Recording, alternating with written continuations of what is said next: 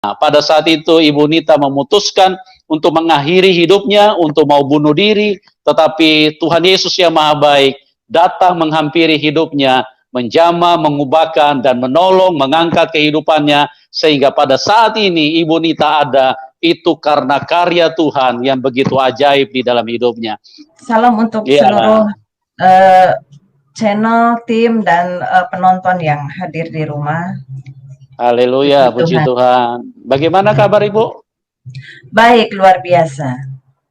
Haleluya, karena Tuhan Yesus baik ya Bu? Iya, sangat baik, bahkan teramat baik. Amin, amin. Haleluya. Di luar daripada perkiraan manusia, Tuhan Yesus selalu menghampiri orang-orang yang teraniaya, orang-orang yang tidak berdaya, orang-orang yang putus asa, orang-orang yang hidup di dalam lembah kekelaman, di dalam lembah hitam, dan Tuhan Yesus itulah Tuhan yang baik, yang telah menyelamatkan Ibu Nita. Oke Bu, supaya tidak berlama-lamaan, ruang dan waktu saya persilakan kepada Ibu untuk bersaksi bagaimana kuasa Tuhan Yesus yang telah mengubahkan Ibu. Silakan Bu Nita.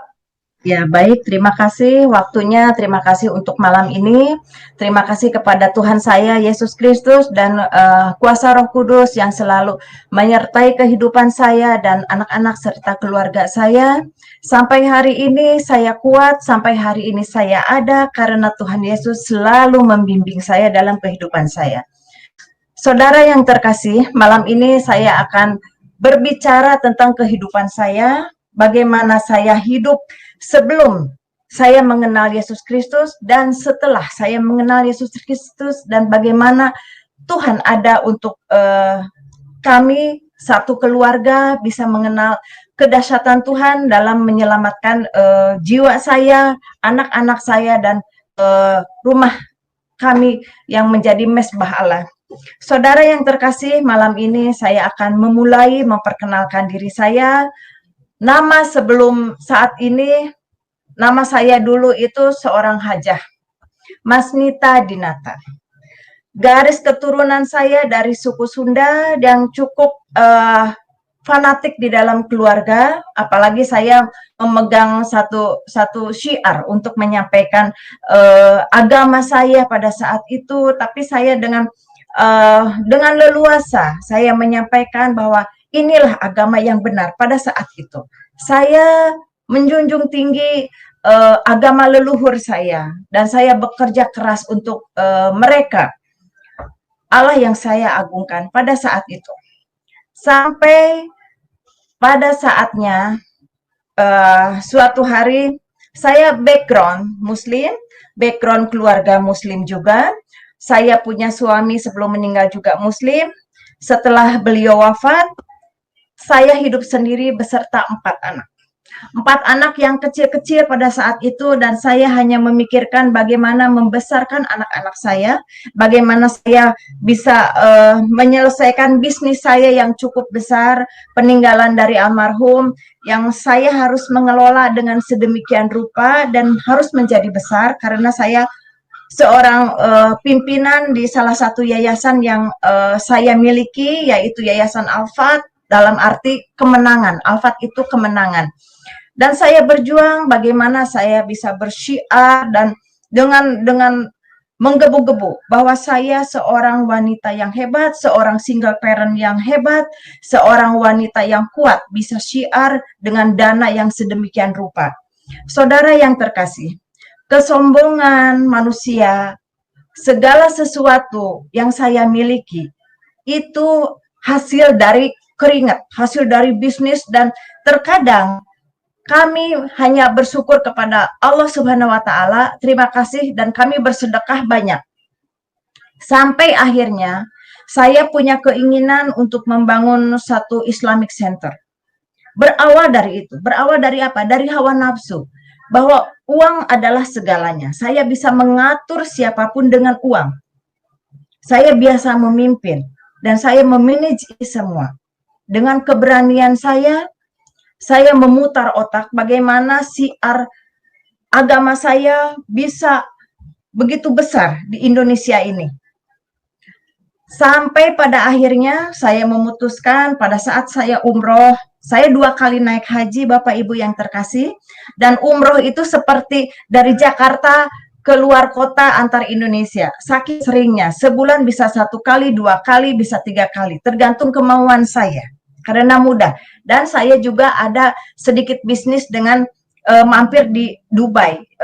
Saya kenal dengan beberapa investor di sana, dan di situ saya melihat ada satu peluang. Saya mencari investor untuk bisa saya bisa punya keinginan membangun Islamic Center itu untuk join. Sampai pada akhirnya saya dikenalkan seseorang pengusaha dari Uni Emirat, dari katakanlah Middle East ya. Saya join, saya bicarakan siapa saya di Indonesia, bagaimana sepak terjang bisnis saya, dan apa keinginan saya. Mereka begitu antusias. Oke, kalau untuk syiar kami akan membantu, bla bla bla bla dan sebagainya. Namanya orang mencari investor seperti orang sedang dagang. Nggak mungkin cari dana tanpa modal meja. Ya nggak, Bapak Ibu yang terkasih? Dia itu meminta, Bu, tolong buatkan master plan yang komplit supaya dana cepat turun. Oke, baik. Seperti apa? Saya kan tidak memahami untuk pembangunan itu seperti apa dan bagaimana. Saya bicara dengan rekan-rekan saya di Indonesia, ada enggak arsitek atau siapapun yang bisa membantu saya mewujudkan Islamic Center. Pada tertarik, semua tertarik. Termasuk orang-orang yang tadinya memang dia bukan Muslim, katakanlah non-Muslim. Pada saat itu saya haji. Non-Muslim ini jadi satu target bagi saya. Kalau dia berhasil, saya bicarakan. Karena waktu itu saya seorang jihad lah. Dikatakanlah saya berjuang bagaimana bisa mu'alaf. Seseorang itu bisa mu'alaf. Sampai akhirnya orang itu mau. Dan Bu, saya akan buatkan gambarnya, gambar masjid, gambar ini, gambar itu, dan lain sebagainya. Nanti di pertengahan saya akan bukakan bagaimana master plan itu, bagaimana seed plan itu. Malam ini saya akan bicarakan bagaimana kasih Tuhan menjangkau saya dan rekan-rekan saya yang akhirnya kembali kepada Kristus. Semenjak itu saya begitu semangat untuk melobi. Berapa dana yang saya habiskan, saya tidak peduli. Yang jelas Islamic Center saya harus berdiri dengan segala kekuatan. Saya harus menjadikan ini real seperti itu. Jadi ada kesombongan, ada hawa nafsu bahwa semua itu kalau orang punya dana, kalau orang punya duit, sampai saat ini sepertinya dunia ada di tangan. Sampai pada akhirnya semua sudah beres, saya sudah membayar banyak hal di sini, bahkan sampai miliaran. Pada saat itu saya mulai proyek itu tahun 2002. Sampai 2 tahun kemudian 2004, saudara yang terkasih, apa yang terjadi? Rencana kami, rencana saya bukan rencana Tuhan. Rancangan yang saya rancang begitu indah ternyata bukan rancangannya Tuhan. Sampai akhirnya pemutusan hubungan sepihak dari Middle East itu kepada saya. Saudara, apa yang terjadi? Saya tidak merancang untuk bangkrut. Saya merancang untuk hal-hal yang baik, yang indah, dan spektakuler menurut saya. Tapi ternyata di balik ini semua ada rencana Tuhan yang luar biasa. Ada rencana Tuhan Yesus yang begitu menyayangi saya.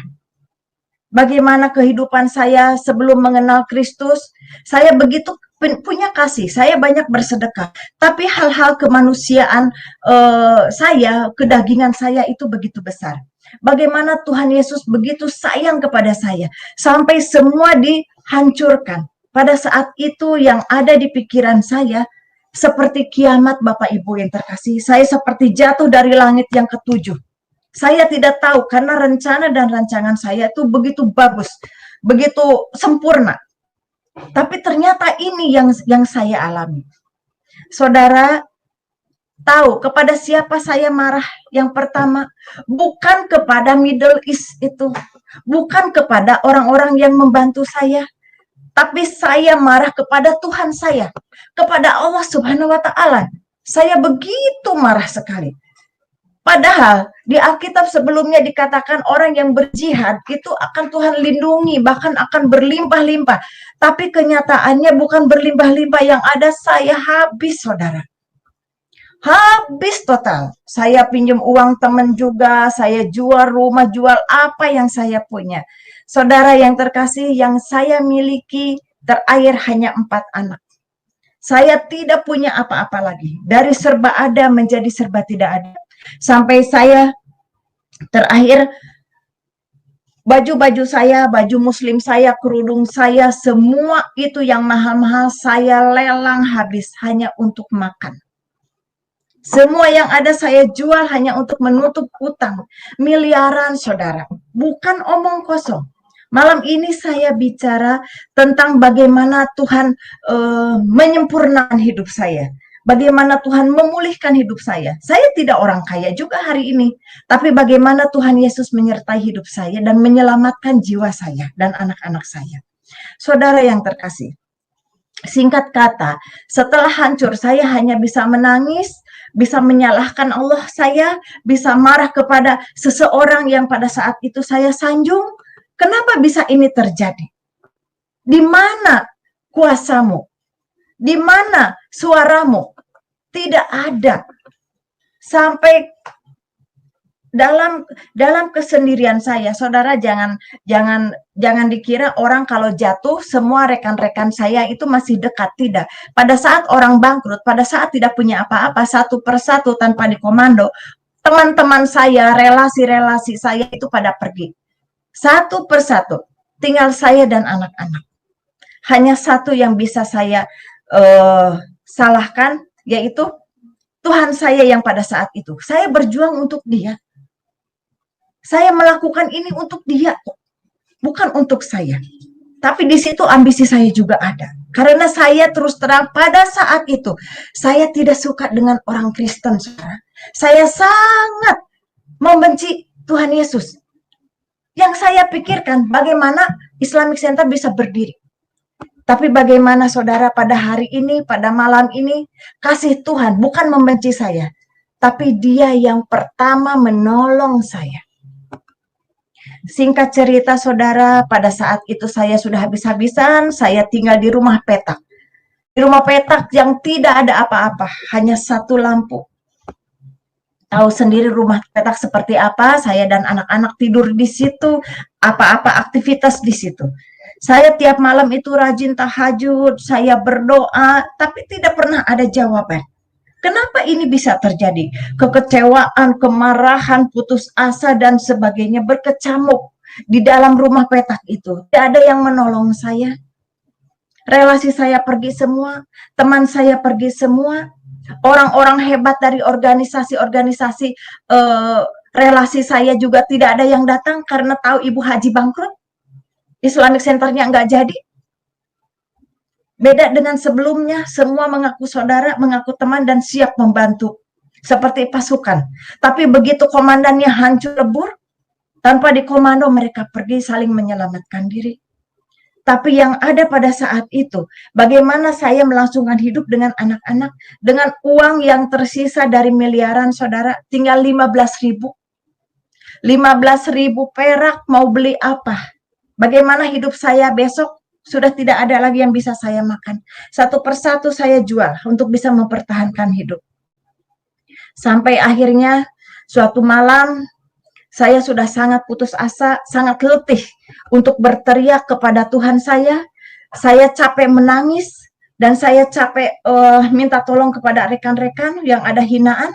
Mungkin salah jalan kali, mungkin begini-begini. Beda dengan pada saat saya punya uang, dikit-dikit request money, tapi setelah ini semua, oh kamu mungkin salah jalan, saling menyalahkan. Saya bilang sudah cukup. Tidak ada yang salah, ini kesalahan saya. Sampai uang habis pun, segala sesuatu pun salah. Karena saya tidak tahu untuk apa saya bekerja. Untuk apa saya membuat Islamic Center. Yang pada akhirnya seperti ini. Saudara yang terkasih, dengan uang 15.000 perak itu, dan saya melihat anak-anak, bagaimana ini ke depannya. suami sudah meninggal, kalau seandainya saya tidak ada, bagaimana nyawa anak-anak saya? Siapa yang akan membesarkan mereka? Sebagai seorang ibu, saya bertanggung jawab penuh. Yang ada di pikiran saya, pada suatu malam saya sholat tahajud. Dengan kemarahan saya begini, ya Allah, ini sholat saya yang terakhir. Di dalam sholat tahajud saya. Istikharah pun sudah tidak ada jawaban. Sholat saya yang terakhir yaitu tahajud. Ya Allah, ini sholat saya yang terakhir. Besok mau ke surga, mau ke neraka, saya sudah tidak peduli. Yang ada saya ingin mati beserta anak-anak saya. Saya tidak mungkin mati sendiri. Saya punya tanggung jawab untuk anak-anak saya. Saya udah nggak peduli, mau ke neraka, mau surga, udah nggak peduli. Mau kemana kayak urusannya. Saya lipat itu mukena, saya lipat itu sajadah. Saudara yang terkasih, saya orangnya yang komitmen. Kalau saya sudah berbicara ya atau tidak, inilah saya. Saya lipat semuanya, saya singkirkan, cukup sampai di sini. Ibadah saya, menyembah saya. Tidak ada hal lain lagi. Uang 15.000 itu saya lihat dan besoknya saya langsung ke toko terdekat membeli racun serangga, obat nyamuk cair. Saya beli waktu itu kurang lebih mungkin 9.000, harganya masih ada sisa kembali dan saya berpikir udah untuk malam, acara malam, bukan sholat lagi, bukan minta tolong lagi, bukan minta apa-apa lagi, yang ada acara massal, bunuh diri massal. Itu yang ada di pikiran saya. Sampai akhirnya saya tidak ada rasa deg-degan. Saya hidup udah pasrah. Itulah kalau dikatakan di titik nadir saya udah nggak bisa apa-apa lagi. Cuman yang tersisa hanya sebotol cairan, obat nyamuk, dan anak-anak. Dan waktu yang tersisa. Dan saya tidak mau minta tolong kepada Allah saya, kepada siapapun lagi. Saya stop semuanya. Sampai malam itu terjadi, saya kepada anak-anak, yuk kita pada bobok. Cepetan deh kita bobok siang. Kenapa Bu harus bobok siang? Gak apa-apa, pokoknya kita harus tidur siang. Gak usah malam-malam lagi, gak usah bermain. Anak saya waktu itu kecil-kecil sekali. Saudara yang terkasih, ini kejadian lampau sekitar 15 tahun yang lalu, 16 tahun yang lalu, ini kejadian. Anak saya juga kecil-kecil. Sampai akhirnya anak tertidur, saya menunggu waktu. Saya rumah petak juga di kampung, mojok supaya tidak dilihat orang. Kalau orang bangkrut, siapapun nggak ada yang mau dekat. Saya mojok, benar-benar nggak ada yang tahu. Tetangga juga nggak ada yang tahu, hanya kenalan RT setempat, ya tetangga kanan kiri juga ya. Namanya rumah petak, tukang-tukang dagang, ya pikulan-pikulan begitu, itu membuat saya hancur, hati saya hancur. Biasa hidup berkelimpahan, sekarang harus bertetangga dengan mereka, membuat saya merinding. Itulah saat titik nadir di hidup saya. Sampai malam itu tiba. Biasa saya sholat tahajud pukul 3 sebelum azan subuh, saya udah dungdeng sholat. Sampai akhirnya pada saat malam itu, jam 2 malam, saya mulai aksi. Saya ambil gelas plastik yang ada, itu juga gelas dikasih tetangga, karena saya betul-betul nggak punya apa-apa. Saya pergi dengan begitu saja. Dengan gelas plastik, dengan cairan, saya hanya berpikir, satu persatu akan saya selesaikan anak-anak saya, dan yang terakhir saya. Saya tidak pernah berpikir, kalau ia kebagian racun serangganya, kalau nggak kebagian, apa nggak jadi urusan. Saya tidak pernah berpikir, bahkan tidak pernah takut mau ke neraka pun. Yang jelas saya dan anak-anak pada malam itu harus mati. Kalau nggak mati, hayo, apapun yang terjadi. Saking sudah frustasi hidup saya, sudah tidak ada apa-apa lagi. Sampai akhirnya saudara, namanya seorang ibu, mau membunuh anak saja, rasa deg-degan ada ya. Rasa ketir ada, sedih menjerit ada, tapi tidak ada yang menolong saya. Satu-satunya jalan pada saat saya mati, anak juga harus mati. Itu seorang ibu berjuang. Lampu yang hanya satu saya matikan, saya juga nggak tega kalau lihat kelejet-kelejet anak kalau saya udah kasih minum. Tapi itu yang terjadi di hidup saya sekian tahun yang lalu. Saya matikan itu lampu. Saya tidak berdoa apa-apa karena saya juga komitmen. Saya tidak mau doa apapun. Bahkan saya sudah keluar dari yang lama juga. Tapi saya tidak mau yang lain, saya mau mati, itu saja. Saudara yang terkasih, bagaimana detik-detik saya sedang mempersiapkan gelas itu, bagaimana saya mempersiapkan racun serangga, sementara anak berjejer tidur di ubin, tidur di karpet, ya bekas-bekas karpet-karpet tipis seperti itu. Dengan terguncang, dengan sedih, dengan keadaan sadar dan tidak sadar, saya mau melakukan ini, saudara, dalam kondisi gelap gulita, hanya bau aroma dari obat nyamuk itu, saya sudah mulai mengucurkan itu, saudara. Itulah titik di mana seseorang menyelamatkan saya. Pada saat saya mengeluarkan air dari obat nyamuk itu, dalam kondisi gelap gulita, dalam kondisi saya tidak tidur, seseorang hadir di hadapan saya. Karena pada saat itu saya hanya memejamkan mata dan mengucurkan obat nyamuk itu ke gelas. Bagaimana seseorang ada di hadapan saya, berbaju putih, berkerudung putih, bersinar, hanya mengatakan, "Datanglah ke rumahku, maka aku akan menolongmu." Saudara, saat itu saya terhenti dan saya hanya mengatakan, "Siapa kamu?" Dia hanya 2 kali berbicara. "Datanglah ke rumahku, maka aku akan menolongmu." Hei, kenapa Tuhannya orang Kristen yang datang? Tuhan saya mana? Allah mana? Yang satunya mana? Yang biasa saya agungkan. Kenapa kamu yang datang? Kenapa Tuhannya orang Kristen yang datang? Hanya cahaya yang bersinar. Dan saya tipikal pimpinan yang keras, bukan mimpi. Mimpi saya tidak percaya. Tapi ini kenyataan. Ini gelas masih ada, ini botol masih ada. Saya mengatakan itu, kenapa saya tahu ini Tuhannya orang Kristen? Karena ada beberapa karyawan saya yang orang Kristen akhirnya mualaf. Dan setiap saya datang ke rumahnya, ini siapa? Yesus ini siapa?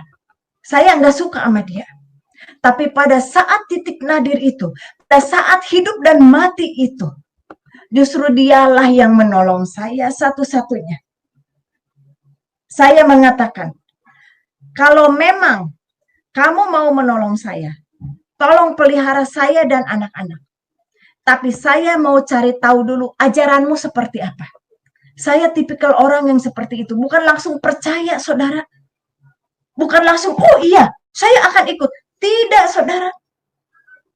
Saya seperti sedang negosiasi. Karena memang orang bisnis begitu. Nggak langsung percaya, segala sesuatu harus dipikirkan juga. Termasuk mau bunuh diri juga, saya harus negosiasi. Dan saya harus mengklaim saya sudah tidak mau ibadah lagi yang dulu. Itu harus saya ambil keputusan. Nah, pada malam itu saya mengatakan, tolong pelihara saya dan anak-anak. Maka saya akan cari tahu dulu, ajaranmu seperti apa. Saudara, itu saya simpan, saya menangis, saya menjerit pada saat itu tengah malam. Dalam kondisi gelap gulita, ayat kursi saya baca, mungkin ini setan, mungkin saya sedang stres, mungkin saya sedang depresi, namanya orang bangkrut, namanya orang mau bunuh diri. Ayat 5, ayat 7, sapu jagat, semua itu, tengking-tengking, iya. Soalnya saya juga, maaf saudara, saya dari Banten. Yang begitu-gitu pengusir setan, kita biasa ngilmu, dulu juga saya ngilmu, makanya kadang orang sedikit segan karena saya banyak isinya. Dulu seperti itu, karena memang saya kuat untuk hal-hal seperti itu, kuat puasanya, kuat sholatnya, kuat zikirnya. Itu pada masa itu. Malam itu, hal yang menjadikan saya merubah dalam segalanya. Saya memutuskan, saya menyimpan gelas dan botol itu. Saya menangis, habis saya doa-doa di dalam ayat kursi, ayat 5, ayat 7, doa sapu jagat, doa apapun. Saya baca, saya hanya bisa menangis. Ternyata saudara, orang itu tidak ada. Saya buka mata tidak ada. Tapi yang ada hanya satu yang dia tinggalkan di hati saya. Saudara tahu apa yang dia tinggalkan? Bukan segudang emas, bukan uang bertumpuk, tidak. Hanya satu harapan. Harapan yang saya juga tidak tahu apa itu. Yang ada, saya akan hidup kembali. Tapi hidup seperti apa, saudara? Uang 15.000, tinggal 6.000. Bagaimana saya mau hidup? Tapi saya punya harapan bahwa saya akan bangkit lagi. Tapi bangkit seperti apa, saya juga tidak tahu. Mungkin jadi pengusaha lagi, duit dari mana? Bisnis dengan siapa? Itu tidak mungkin. Tapi saya seperti ada sesuatu harapan, saya punya kehidupan yang berbeda. Saya hanya bisa menangis, termenung dengan menatap cairan obat nyamuk dan gelas yang ada dengan aroma yang sangat menyengat. Tapi ada harapan di hati saya, besok akan lebih baik. Tapi saya juga tidak tahu harapan seperti apa. Tapi yang saya ingat, saya seperti negosiasi dengan seseorang, tolong pelihara saya dan anak-anak. Tapi saya punya komitmen, saya harus mencari ajarannya dia seperti apa. Orang saya benci kok. Saya tidak suka dengan orang Kristen, saya fair-fairan malam ini. Saya tidak suka dengan Yesus, siapa dia?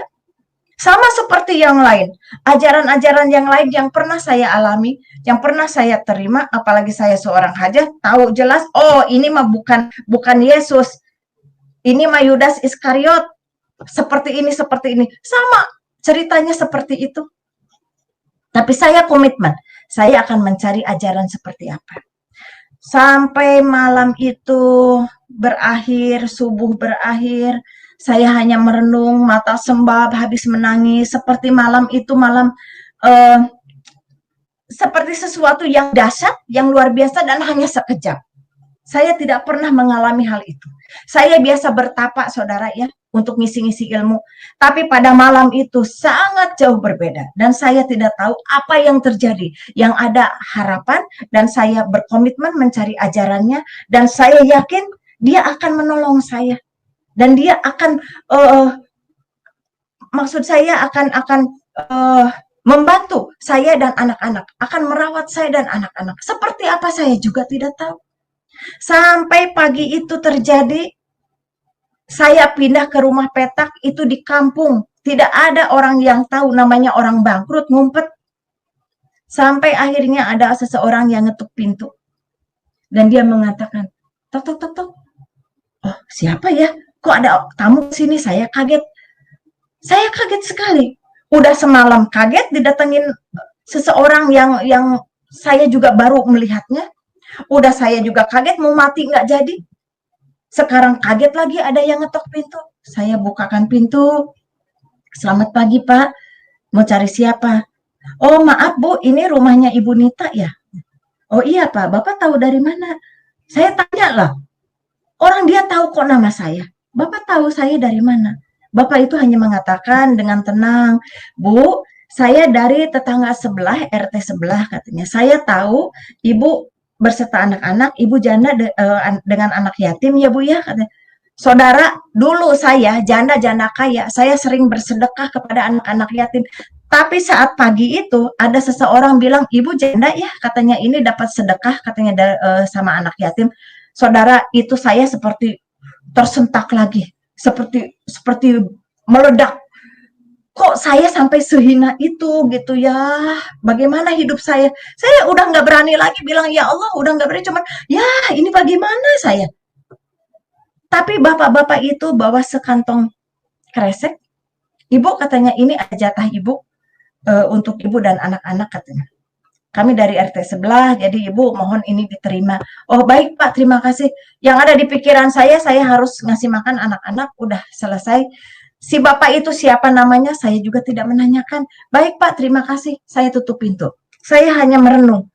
Ini apa lagi? Kejutan apa lagi? Saya udah nggak ada yang bisa dimakan, sisa uang malah dari 15.000 tinggal 6.000.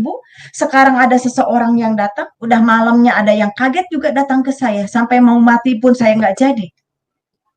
Saya buka itu kresek, saudara.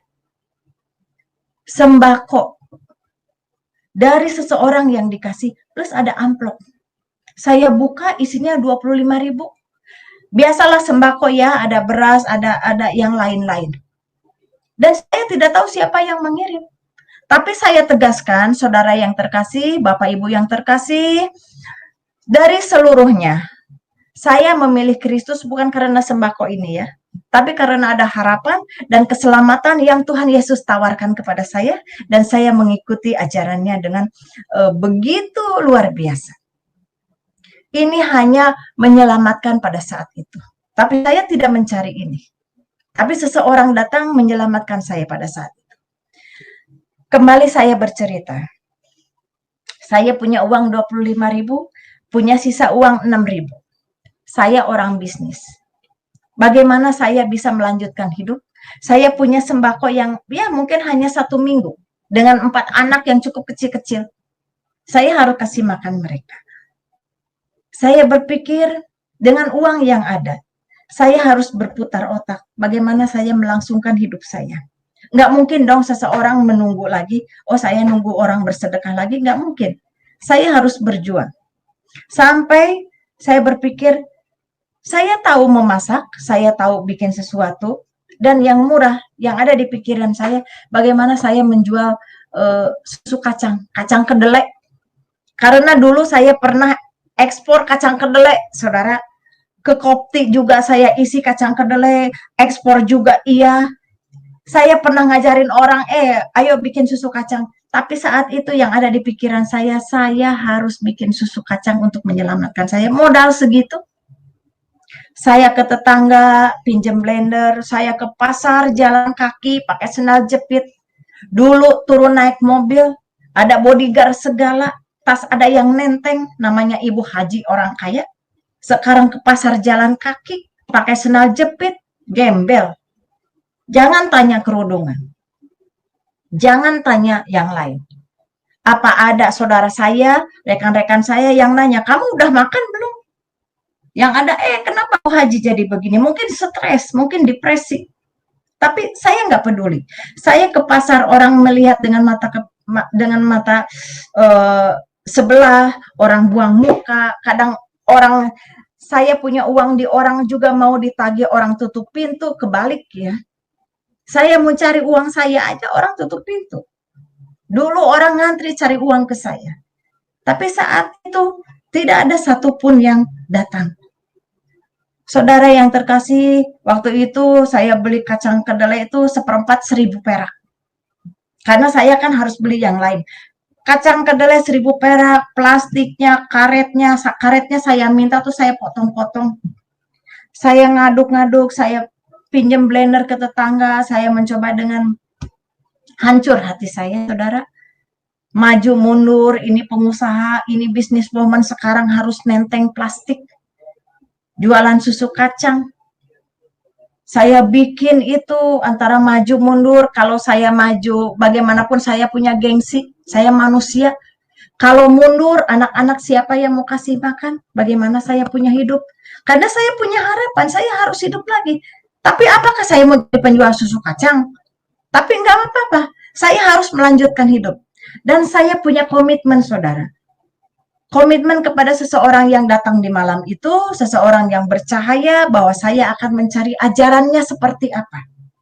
Jadi, sambil saya jualan susu kacang, saya menanyakan kalau ketemu konsumen, Pak, Bapak ke gereja atau ke masjid?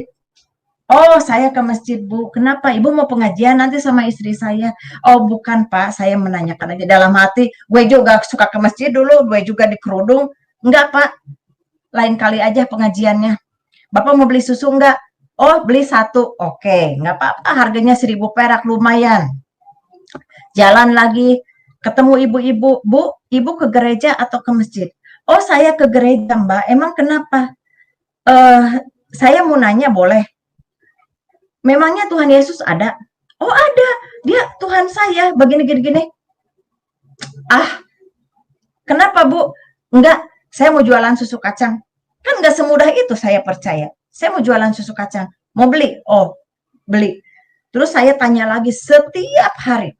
Saya tanya sampai saya juga ketemu orang yang, oh dia tuh Tuhan Yesus baik, Tuhan itu penolong, begini-begini. Saya cuma diam aja. Boleh saya nanya? Mau nanya apa? Bisa tidak Tuhan Yesus itu datang?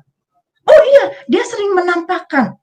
Saya jadi bingung lagi, sering menampakkan. Sementara di ajaran saya yang lama itu dia Dia kan udah terangkat hidup-hidup, sementara yang disalibkan itu kan Yudas Iskariot. Ini otak masih otak yang lama, belum di-upgrade. Sampai akhirnya saya ketemu sebuah rumah yang cukup besar di Hook. Saya ketemu orang itu karena saya sedang jualan ke tetangganya. Ibu jualan apa? Oh, saya jualan susu kacang. Oh, ibu mau beli? Boleh. Nah, boleh menjadi langganan saya. Boleh, tapi jangan pakai gula. Iya, Bu, baik. Soalnya dia diabetes. Baik. Dia langganan ke saya baik. Terus saya tanya, ibu ke gereja atau ke masjid? Oh, kami ke gereja. Katanya gitu. Kenapa? Oh, enggak, saya mau nanya tentang Tuhan Yesus itu siapa sih? Oh, dia ceritakan Tuhan Yesus begini-gini. Terus, oh, kalau mau tahu tunggu ya, katanya suami saya kebetulan gembala. Ini Ibu Haji nggak ngerti gembala itu gembala apa. Saya pikir gembala itu gembala yang di sawah, naik kerbon, seruling. Apa ini gembala atau bagaimana? Saya bilang, oh saya nggak ngerti Bu, gembala-gembalaan itu apa. Oh, gembala itu jadi pimpinan di satu gereja, katanya gitu. Oh, Ibu mau dikenalin sekarang? Oh, kenalan aja ya Bu ya, tapi saya nggak mau cerita apa-apa. Oh iya, iya katanya. Kenalan lah sama suaminya yang gembala itu. Nah, udah. Sampai akhirnya saudara itu saya jualan susu kacang dari seperempat cuman berapa bungkus. Itu bagaimana penyertaan Tuhan kepada saya ya. Meningkat, meningkat, meningkat. Jadi tiap hari saya itu paling sedikit 2 kilo saya bikin susu kacang. Termasuk ada pelanggan-pelanggan lain yang punya dagangan. Ada baju, Bu bisa nggak bawain dagangan saya? Oh iya bisa. Tenteng sana, tenteng sini, bikin ini, bikin itu. Saya tenteng kemana-mana jualan. Puji Tuhan, semakin meningkat, saya bisa pindah dari rumah petak itu ke rumah petak yang lain yang lumayan ada kamar satu. Dari yang satu kotak bisa pindah. Saya bayar di situ, saya mulai bebenah dengan anak-anak, tapi saya tetap mencari. Saya mencari ajarannya seperti apa, sampai akhirnya saya ketemu lagi orang yang kaya itu, karena jadi langganan, terus dagangannya terus belanja terus ke saya banyak sekali, sampai di total-total kurang lebih 7 juta ada. 7 juta pada saat itu tuh sangat besar sekali ya. Saking apa saudara? Saking saya terlena karena kalau saya jualan, terus bapaknya tuh ada yang gembala itu yang saya tahu akhirnya beliau seorang pendeta, beliau pimpinan di gereja, dia selalu menceritakan Tuhan Yesus itu baik, Tuhan Yesus itu begini, begini, semua akurat dengan Alkitab. Sampai akhirnya saya terlena hanya setoran sedikit-sedikit dari istrinya tuh. Sampai suatu hari yang punya dagangan nanya, datang ke rumah. Bu, maaf saya mau nanya, katanya. Ibu sudah bawa dagangan saya banyak, katanya. Kira-kira bisa setoran kapan agak banyak ya Bu, karena saya harus berputar. Memang iya juga. Di ibu ini sangat besar, hampir 7 juta. Sementara di yang lain sedikit-sedikit dan ya lumayan lancar lah. Ya, saya bilang, tunggu ya Pak ya, saya mau ke rumahnya dulu. Saya datang ke rumahnya yang besar itu. Saya ketok lagi. Karena dia sepuh ya, dia panggil saya Mbak Nita. Oh Mbak Nita, ada apa lagi katanya? Bikin apa sekarang? Oh enggak Bu, saya enggak bikin apa-apa. Kebetulan di rumah ada yang datang, yang punya dagangan. Maksudnya enggak, dagangan itu sebetulnya dagangan punya orang. Saya dagangin, saya cuma ngambil untung sedikit. Nah kebetulan dia nanyain, kebetulan Ibu besar utang ke saya. Dia agak kaget. Saudara, apa yang terjadi? Saya bukan mau membuka aib, tapi ini perjalanan hidup saya. Tahu nggak itu seorang ibu tua itu? Dia keluarkan. Ayo Manita katanya, tolong buka kalung saya. Emang kenapa Bu? Saya bukain. Dia lepasin. Ini katanya, kamu bawa ke pasar, ini suratnya. Dia cari-cari, ini suratnya. Kamu jual ini kalung. Nanti uangnya buat kamu katanya, buat bayar dagangan. Aduh maaf, saya nggak mau seperti ini. Saya tidak pernah jual-jual barang orang seperti ini. Saya bilang gitu. Saya butuh uang karena orang yang punya dagangan nunggu di rumah saya. Nggak, maksud saya bayar dulu pakai ini. Ini ada uang sedikit nih. Ini ada 500 pegang. Nah ini kalungnya ke pasar jual katanya itu.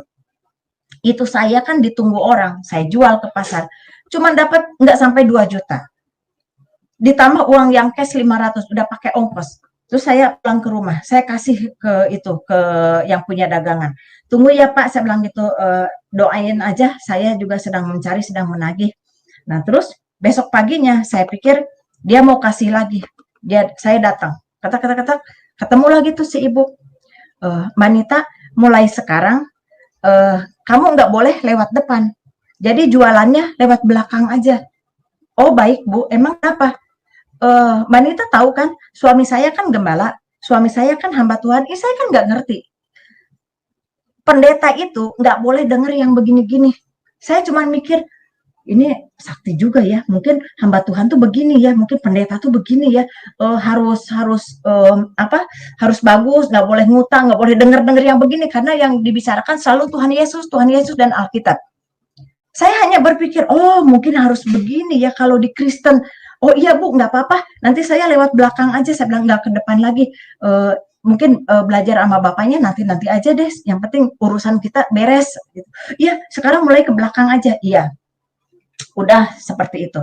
Sampai akhirnya saya bolak-balik ke belakang, ketemu ibu, ngasih 100, ngasih 200. Menita nggak ada, nanti aja. Tapi harus lewat belakang. Dan saya tuh seperti dengar amanat agung ya. Oh ini pendeta nggak boleh dengar yang begini, nggak boleh cerita, pokoknya apapun ya yang suami saya tanya, nggak boleh cerita. Iya, ya saya tuh dengar, ya, karena dia seorang pendeta, seorang gembala. Sampai akhirnya pagi-pagi saya datang, ketok-ketok lewat dapur, pintu belakang, yang buka itu si bapaknya.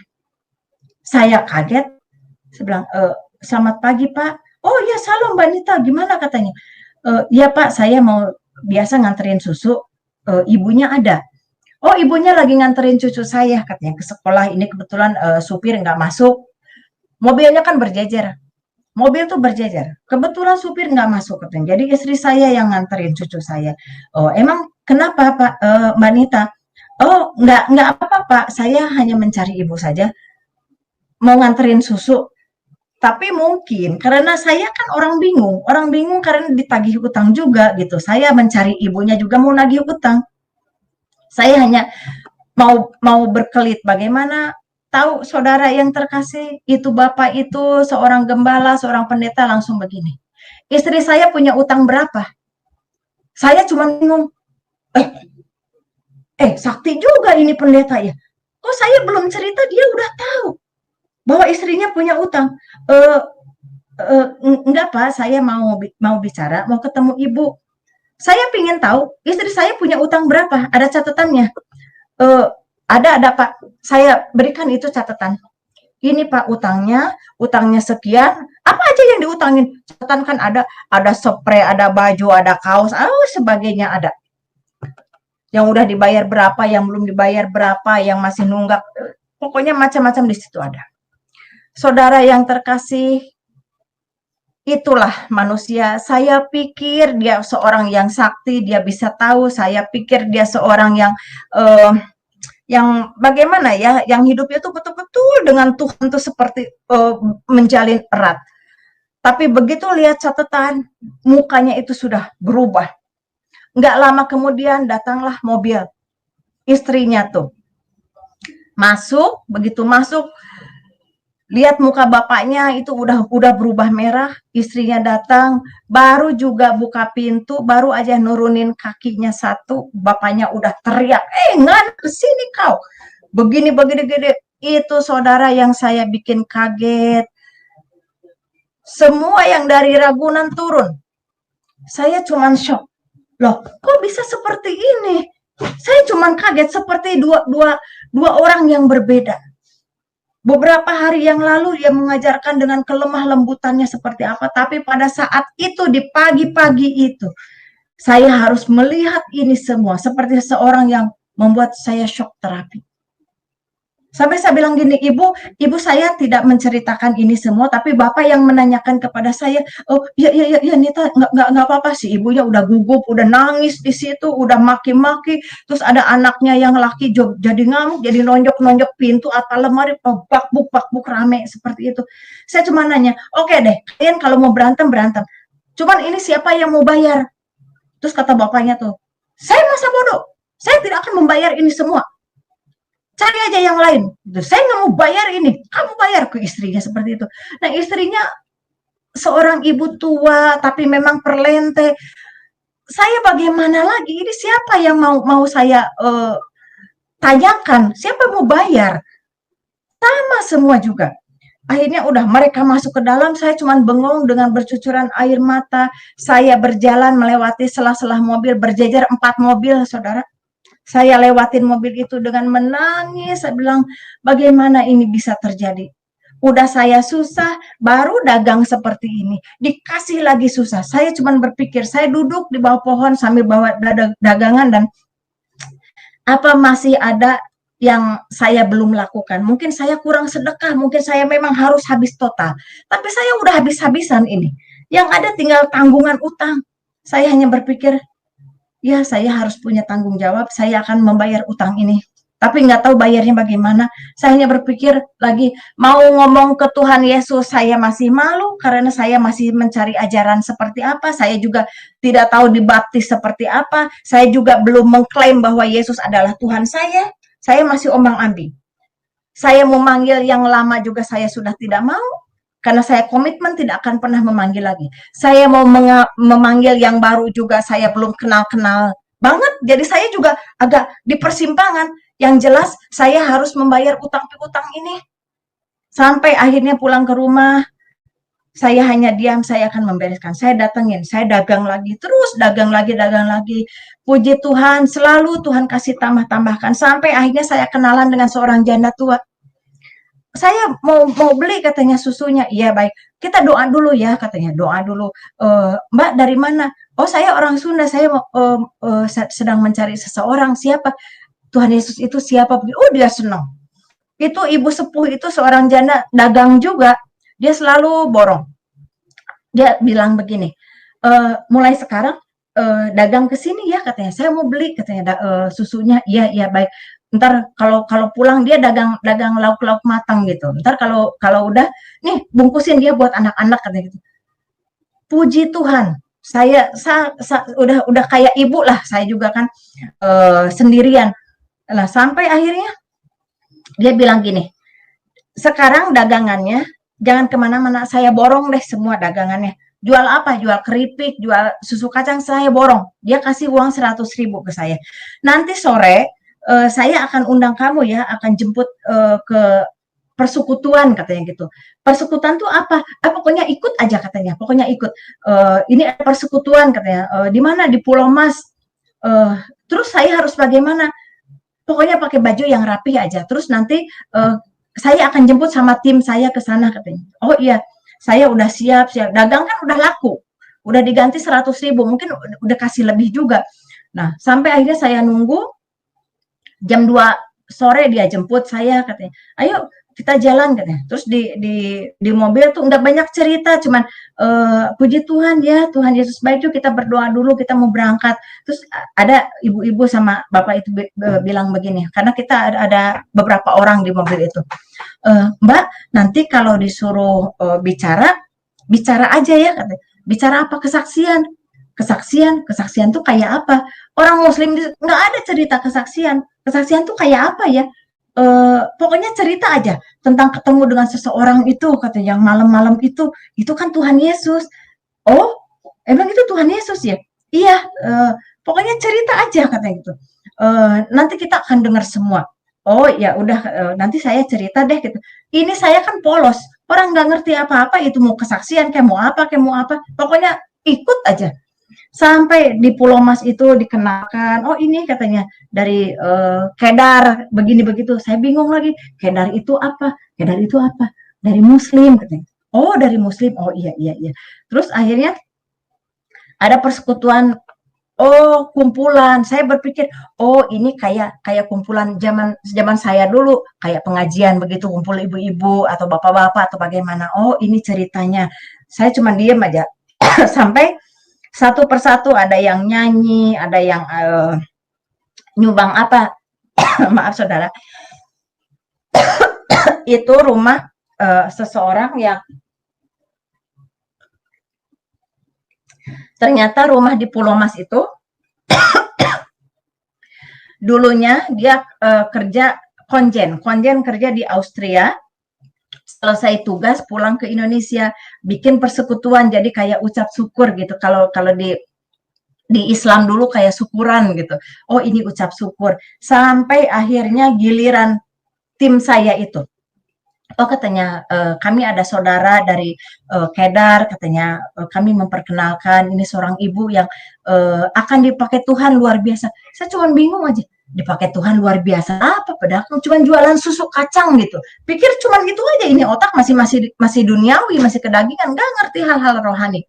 Sampai akhirnya ibu itu bilang gini, dikasih mic, Mbak Nita, pokoknya cerita aja deh kehidupan Mbak Nita seperti apa, terus Mbak Nita ketemu Tuhan Yesus yang dahsyat itu seperti apa. Udah itu aja cerita deh. Udah, Bapak Ibu yang terkasih, dengan polos saya cerita ABCD seperti apa. Ada yang nangis, ada yang puji Tuhan, puji Tuhan. Saya semakin bingung, ada apa ini? Ada yang kuasa Roh Kudus itu di situ begitu luar biasa. Tapi saya cuman kayak ada merinding. Tapi saya bercerita banyak hal tentang itu. Tapi sampai pendeta yang mau khotbah tuh, aduh Tuhan luar biasa, seperti amazing. Tapi saya bercerita sampai akhirnya udah selesai. Ini udah selesai, saya bilang seperti itu. Oh iya sudah, terima kasih. Begitu selesai, pendeta itu baru khotbah. Khotbah, tadinya dia punya khotbah seperti apa di rumah persiapan.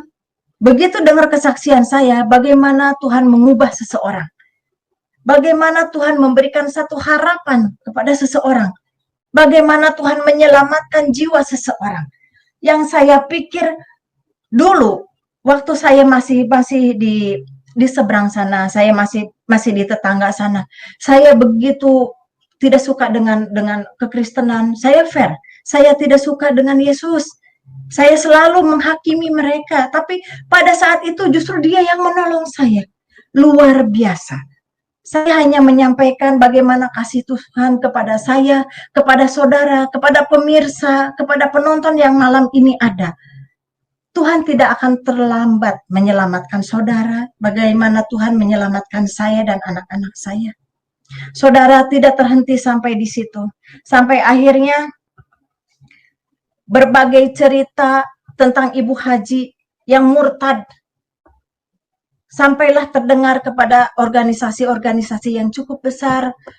Mereka mulai mencari saya, mereka menanyakan, kok kenapa kamu tidak datang ke saya minta tolong, kenapa tidak begini begitu, dan yang marah juga banyak, yang tadinya saya dipanggil warawiri, sampai akhirnya mereka mengasih saya proyek.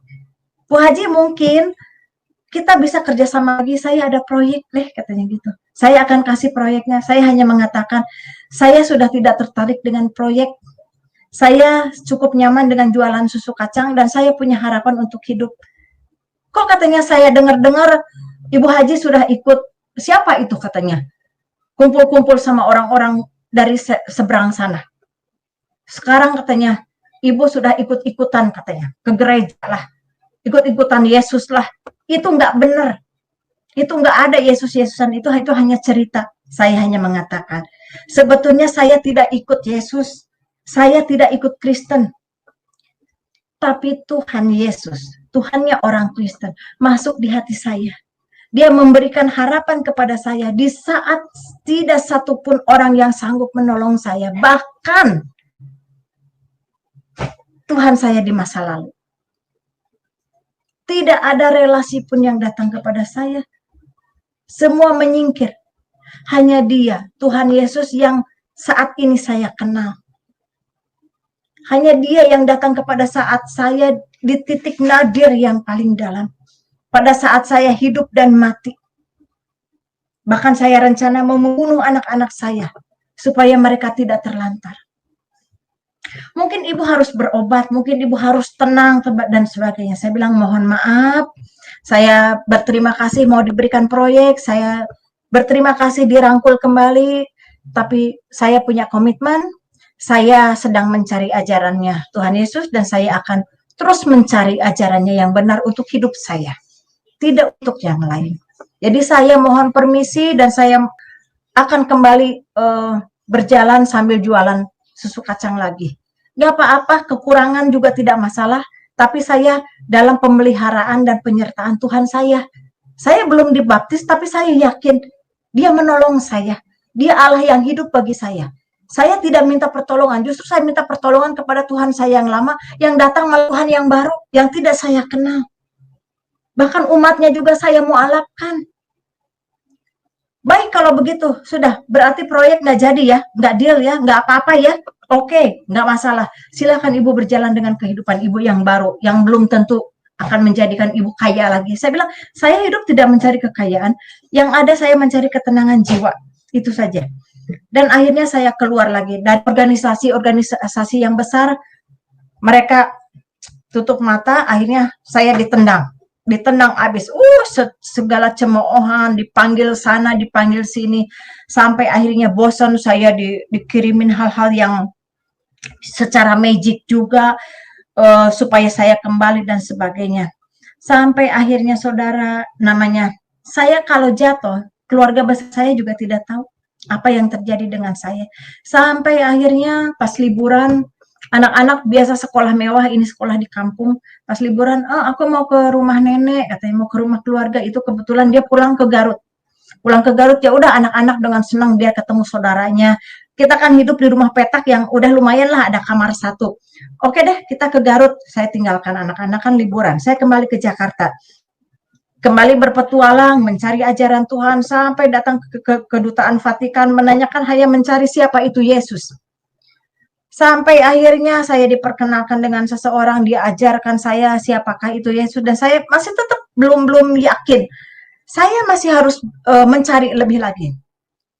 Akhirnya saya datang ke Garut, mungkin saatnya harus terbuka di keluarga saya, saudara.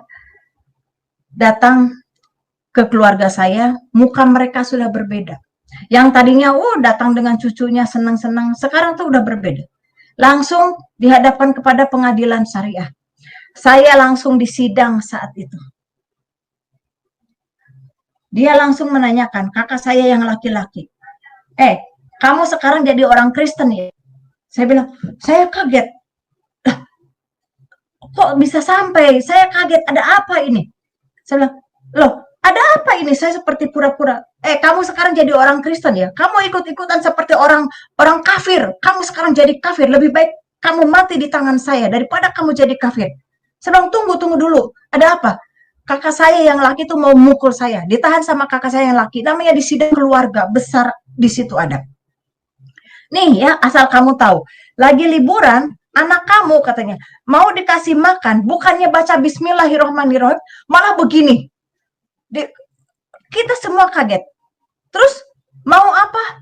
Anak kamu begini. Namanya saudara yang terkasih, anak kecil-kecil. Tempo hari kan saya bawa tuh ke Jakarta, ke gereja, saya bawa ke persekutuan, diajarin berdoa sama rekan-rekan saya yang baru tuh, Bu, katanya cara berdoa orang Kristen begini-gini. Anak saya tuh kecil-kecil waktu itu, ngikutin, dibawalah ke kampung. Saudara yang terkasih, itu kakak saya marahnya seperti apa, itu di meja itu kalau kumpul keluarga kan ada kue, ada buah, ada pisau buah di situ dan lain sebagainya. Anak saya juga kumpul di situ. Itu kakak saya yang pas di atas saya. Saya punya kakak 5, saya anak ke-6. Keluarga besar saya 6 bersaudara, saya paling kecil. Itu kakak saya yang paling, kalau dikatakan di Garut cukup punya nama. Dia ambil itu pisau, lebih baik saya bunuh kamu hari ini juga. Satu kali lagi saudara, pada saat itu dengan amarahnya kakak saya dengan pisau di tangan, dia mau membunuh saya. Nggak tahu bagaimana dia keserimpet kaki di kursi, namanya dia sidang syariah itu ya, itu kan di karpet, itu kursi disender-senderin, semua meja-meja disender-senderin, itu keselimpet di kursi karena dia ambil pisau itu di meja, dia mau bunuh saya. Habis keselimpet, pisau itu jatuh, kesempatan saya kabur saat itu, dan saya pergi dengan anak 3. Yang kecil itu masih kecil, saudara. Masih kecil dan nggak bisa dibawa kemana. Itu pinternya keluarga saya. Yang 3 saya angkut semua, lari. Sampai nyebrang jalan juga udah nggak tahu lagi. Dengan yang ada di badan. Dengan anak 3 saya kembali lagi ke Jakarta, ke terminal lah, ini dengan deg-degan, takut saudara saya bagaimana. Akhirnya yang saya tahu, di dalam rumah tuh terjadi perkelahian, mungkin kakak saya bangun mau ambil pisau lagi, mungkin saudara saya yang lain menahan atau bagaimana ceritanya, yang jelas saya bisa kabur dengan anak 3. Yang satu tertinggal. Sampai akhirnya kembali melewati masuk tol, saya udah mulai tenang. Oh, Tuhan Yesus, mungkin ini pertolongan-Mu juga ya. Aku bisa hidup, tapi kan mana anak saya yang satu? Saya cuma bawa 3 anak. Saya nangis, saudara. Di dalam bis itu saya nangis, saya diam, saya tutup. Saya gendong anak 3, saudara. Saya tumpuk di situ, kasih ongkos. Saya bilang ke kondektur, Pak, saya ada uang segini, saya mau ke Jakarta. Maaf ya Pak, mungkin ada kekurangan. Akhirnya udah, saya sampai di Jakarta, saya kembali ke rumah petak itu, saya bisa menangis, ingat anak saya yang satu. Terus anak saya yang nanya, kok Ade Widya mana? Anak saya yang pertama namanya Ratu Ratna Juwita, anak saya yang kedua laki-laki, Tubagus Rahmat Rifan Hidayatullah, anak ketiga saya Ratu Ratna Hairiza, anak keempat saya Ratu Lutfi Widya Hartanti. Itu anak saya. Dan saya harus hidup dengan 3 anak, saudara. Saya berjuang yang akhirnya setelah saya habis kesaksian di Pulau Mas itu, di rumah seorang konjen yang baru datang dari Austria, ternyata salah satu tamu itu ada wartawan dari salah satu channel juga, televisi. Dia kontak saya diundang lagi, saya syuting lagi di Solusi, sering undang saya narasumber. Dari situ satu persatu saya pikir habis jualan susu kedelai, Tuhan mau menjadikan saya pengusaha lagi. Tapi ternyata tidak. Saya diundang ke sana kemari, tiap hari saya rendam kacang semalaman, saudara. Besoknya itu nggak jadi saya giling kacang. Soalnya besok paginya tuh dijemput orang kemana? Untuk kesaksian bagaimana menciptakan Yesus. Terus saya mau bikin lagi, udah nggak bagus. Akhirnya saya buang. Tapi bagaimana cara Tuhan memberkati saya? Itu puji Tuhan, akhirnya saya bisa dari rumah petak 1, saya pindah ke rumah 2 kamar. Saya bebenah di situ sama Tuhan, saya pingin ada doa di sini, pingin hidup normal, tapi saya juga belum dibaptis. Bagaimana ini ya? Itu satu penyerahan diri harus total. Kalau saya mencintai seseorang, kalau saya mencintai Yesus, dia sudah memelihara saya sudah komitmen. Dia sudah menyertai hidup saya, berarti saya harus sepenuhnya menyerahkan hidup saya. Ini juga pergumulan. Terkadang masih ingat masa transisi iman itu tidak mudah, saudara. Kalau saya ambil keputusan dibaptis, berarti saya harus total meninggalkan muslimah saya yang lama. Berarti tek-tek bengek yang masuk ke neraka dan lain sebagainya itu akan terjadi pada saya. Bagaimana? Bapak kamu kan sudah meninggal, pasti langsung masuk ke neraka juga. Udah kayak tahu aja dia di akhirat seperti apa. Tapi saya komitmen. Saya harus total kepada Tuhan, saya harus dibaptis, saya harus menyerahkan hidup saya, dan saya harus mengikuti Yesus seperti apa. Sampai akhirnya, karena seringnya dipanggil sama organisasi-organisasi yang besar, karena saya punya link juga cukup besar, akhirnya saya dikenalkan dengan seseorang. Dialah yang menyelamatkan saya dan anak-anak. Dia bawa saya ke Ambon. Bu, katanya, saya tidak ada apa-apa, saya hanya beli tiket dari Angkatan Udara. Ibu naik Hercules aja ya ke Ambon, nanti di sana ada yang jemput. Ibu istirahat dulu di sana, ibu belajar tentang Tuhan Yesus. Kalau sudah komitmen, ibu sudah benar-benar ibu menyerahkan diri total kepada Tuhan Yesus. Itu angka jauh lebih baik supaya ibu selamat. Terus saya berpikir, terus gimana kontrakan saya? Ibu jangan berpikir itu. Nanti Tuhan Yesus punya rencana untuk ibu. Ibu tinggalkan itu semua. Ibu berangkat dulu ke Ambon. Saya berangkat ke Ambon, saudara, lewat Kemayoran, lewat itu Halim Perdana Kusuma. Lewat Hercules saya sampai ke Ambon itu, saya tidak tahu kok ini bagaimana. Ternyata di sana juga cukup baik-baik, cukup welcome. Mana habis ada kerusuhan waktu itu ya antara agama juga. Tapi pada saat itu kok baik-baik sekali ke saya. Yang Muslim juga baik, yang Kristen lebih baik lagi.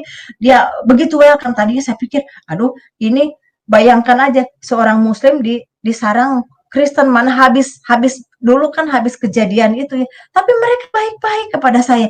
Sampai akhirnya diajarin oleh seseorang pendeta yang betul-betul seorang rohaniwan. Tidak ada duniawi, tidak ada apa-apa, hidup sangat sederhana, tapi kuasa dan urapan Tuhan ada pada dirinya. Seorang bapak tua yang sepuh, tapi dia begitu bijaksana, begitu menyampaikan, begitu kuasa Tuhan menyertai kehidupannya, dan disitulah saya menyerahkan diri, saya minta ingin dibaptis, tapi sebelum dibaptis harus ada pergumulan, harus melepaskan hal-hal. Saudara, tempo hari kan saya pernah memakai hal-hal yang seorang leader itu kan harus kuat, disegani dan lain sebagainya. Ini bukan hal yang gombal, tapi memang leader di sana itu supaya musuh itu tunduk dan lain sebagainya itu kan dengan ajimat-ajimat yang luar biasa. Itu harus dimusnahkan, harus dihilangkan dalam hal betul-betul dikosongkan. Dikosongkan dalam segala hal. Semua pengakuan dosa apapun dilepaskan pada malam itu, dan setelah saya komitmen, saya berjanji saya akan ikut Yesus dan menerima Yesus sebagai juru selamat saya dan anak-anak. Saya dibaptis. Saya menyerahkan hidup saya total. Dan saya tidak mau mengingat masa lalu lagi. Dan saya memaafkan kepada orang-orang yang telah menghakimi saya, yang telah membenci saya, yang telah menipu saya. Bahkan saya juga bisa melepaskan pengampunan kepada keluarga Kristen pendeta yang kaya raya itu yang telah menipu saya. Saya bisa mengikhlaskan dan akhirnya bisa terselesaikan utangnya, entah bagaimana satu persatu sedikit demi sedikit yang hampir 7 juta itu saya bisa selesaikan. Dan saudara yang terkasih, cara Tuhan mengangkat saya luar biasa. Dari seorang penjual susu kacang, bagaimana saya harus hidup, bagaimana saya harus berjuang dengan anak 3, saudara. Karena yang satu ditahan keluarga dan saya harus menandatangani surat perjanjian, saya harus lepas wasiat, saya harus lepas harta benda, tidak ada warisan kepada saya tanda tangan semua. Saya bilang nggak peduli mau punya warisan atau tidak, tapi saya punya Yesus, saya bilang gitu. Saya tanda tangan, sign agreement, saya punya Yesus dengan keyakinan, padahal saya juga nggak punya apa-apa, tapi saya punya Yesus, saya katakan gitu. Oke, kamu tanda tangan situ, tidak boleh ngutak-ngatik apapun. Kamu pergi dengan anak 3, tapi anak 1 anak kami. Saya agak tersentak, tapi baik, saya punya Yesus, saya akan pergi. Suatu saat anak saya pun akan kembali, entah bagaimana. Saya pergi, saya habis tanda tangan, saya tidak bawa anak-anak, saya titipkan di Jakarta. Saya habis dari Ambon itu saya titipkan di Jakarta, anak-anak yang 3 saya kembali ke Garut karena harus tanda tangan kayak dipecat hubungan keluarga lah gitu. PHK benar-benar, PHK warisan, PHK pemutusan hubungan keluarga, benar-benar total. Saya cuma merenung bagaimana hidup saya, tapi saya punya Yesus, saya punya Yesus, saya punya Yesus. Namanya orang sudah dibaptis, cinta mula-mula semakin menggebu bahwa Tuhan Yesus ada hidup dengan saya. Dengan keyakinan yang luar biasa. Sampai di Jakarta, mulai dari situ saya bereskan, mulai orang tahu saya dulu namanya Ustazah, sekarang tinggal ngomong jadi penginjil. Waktu di Ambon itu kan saya digembleng juga sekolah Alkitab. Pokoknya tidak ada biaya apapun. Saya dididik secara agama di situ, betul-betul secara Alkitab yang ini Alkitab, ini buku pedoman bagi saya. Pedoman hidup saya dan saudara tentunya. Dan saya sangat mengasihi. Pada malam hari ini luar biasa bagaimana Tuhan Yesus menjamah dan membawa saya dari kehidupan yang lama sampai kepada kehidupan baru. Penuh proses, saudara, bukan instan. Bukan tipu-tipu, bukan bohong-bohong. Nanti saya minta kepada admin, saya jeda sebentar dulu, mungkin admin bisa menolong saya untuk slide Islamic Center saya. Mungkin orang kan berpikir, oh saya bohong kali. Tidak, saudara.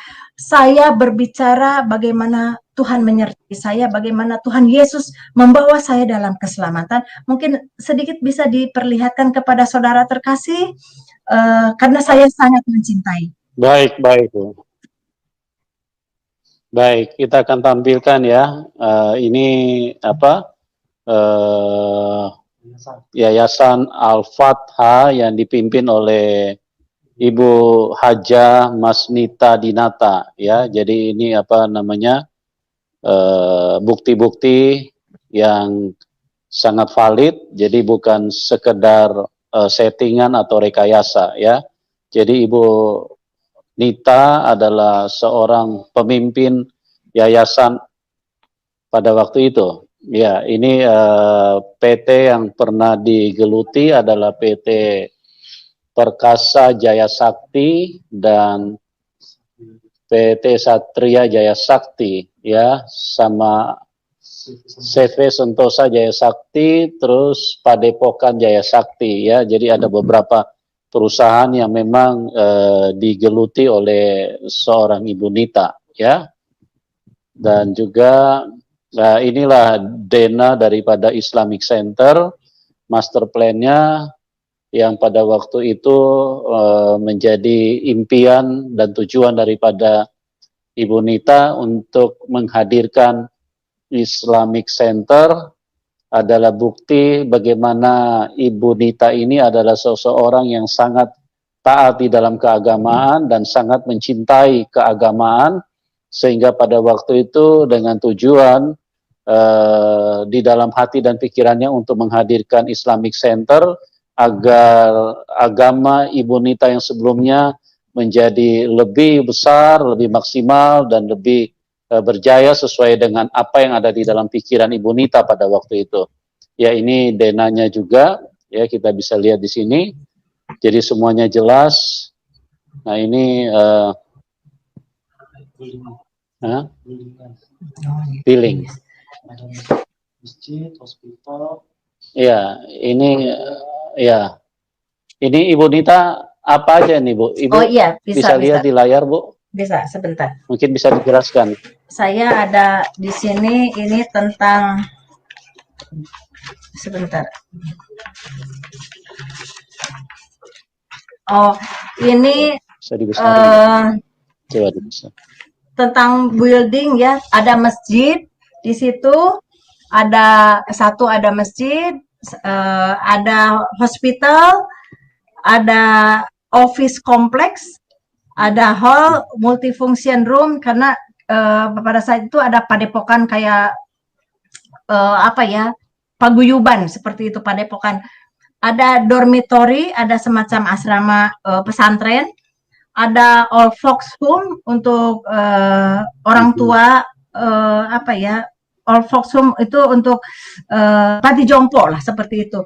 Terus ada homestay juga, terus ada minimarket juga, terus ada house juga. House itu rumah itu di samping rumah saya ada rumah-rumah bagi orang-orang yang tadinya Kristen jadi mu'alaf. Jadi saya siapkan rumah-rumah karena sebelum saya jadi pengikut Yesus, itu dulu saya ada beberapa orang Kristen yang saya paksa untuk jadi mu'alaf, dan saya berangkatkan umroh juga, ada yang saya nikahkan dengan orang Muslim juga. Tapi setelah itu saya menceritakan, puji Tuhan, mereka kembali lagi bahkan dengan suami dan istri mereka, bahkan dengan anak-anak mereka. Jadi habis dari sana bring lagi ke sini, dan saya minta maaf kepada mereka. Ini satu kesalahan yang sudah saya jalankan karena ketidaktahuan saya. Tapi setelah itu saya sangat mengasihi, dan mari berjuang atas nama Kristus. Hanya itu. Kita jadi laskar Kristus. Ya. Jadi ada road drainage-nya, ada landscape-nya di situ semuanya. Bahkan budget ada situ. Ya. Oke, ini kalau ini apa ini, Bu Nita? Denah untuk pembangunannya. Terus area-areanya ada. Di situ areanya. Untuk publik, semi publik. Kalau yang coklat itu untuk publik. Kalau yang biru, yang semi publik itu untuk masjid dan homestay. Sama untuk orang tua panti jompo. Terus untuk private itu home untuk orang yang mu'alaf pada saat itu. Ya. Ya. Jadi semuanya sudah dirancang dengan sangat baik, ya, pada waktu itu. Cuma Tuhan punya kehendak lain bukan rancangan Tuhan, seperti itu. Ya, oke. Kalau yang ini apa nih, Bu? Peletakan apa? Fondasi, ya, foundation. Peletakan batu pertama waktu itu, sebentar. Project sheet-nya. Jadi zona konsepnya, terus sirkulasi konsep, landscape, karena master plan ini saya bawa ke Middle East, ya, ke Uni Emirat Arab untuk promosi gitu. Karena ini seperti jualan. untuk bentuk ini saja satu buku gini itu pada tahun 2002 itu harganya 32 juta ini. Dan saya membayar arsitek itu sekitar 2 miliar pada saat itu. Kan beda.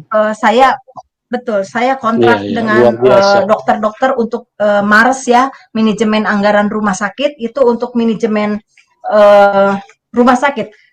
Terus di sini nah itu contoh-contohnya kami mengadopsi masjid dari Middle East dan kami gabung-gabungkan menjadi sesuatu masjid yang luar biasa menurut manusia.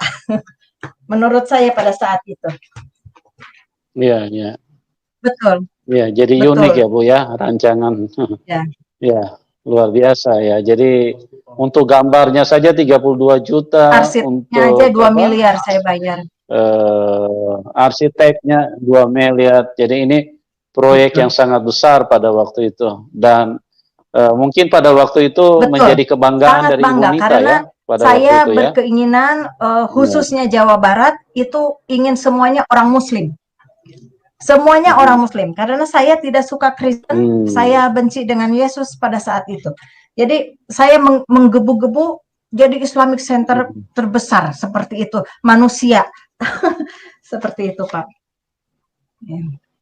Nah, ini work schedule untuk building, infrastruktur dan landscape itu sudah sempurna, semuanya sudah sempurna.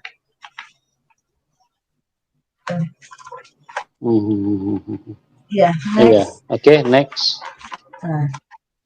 Iya, ya itu ambil gambar dari atas itu nantinya akan seperti ini. Landscape-nya akan seperti ini. View dari atas ini ya Bu ya. Iya. Ya, oke, kita pindah ke next picture. Itu budget, Pak. Ini apa nih Bu? Budget itu dana yang saya sampai habis-habisan Pak untuk ini. Cukup besar. Di situ ada angka tertulis dan ini resmi, ada sampai cash flow.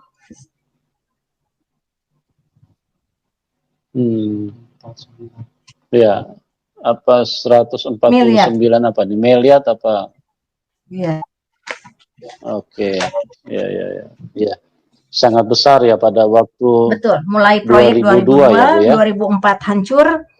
Ya, seperti itu. Ya, oke. Nah, kita pindah lagi next. Ya, kami punya tabloid juga, Pak. Tabloid Muslim. Untuk siar. Ya.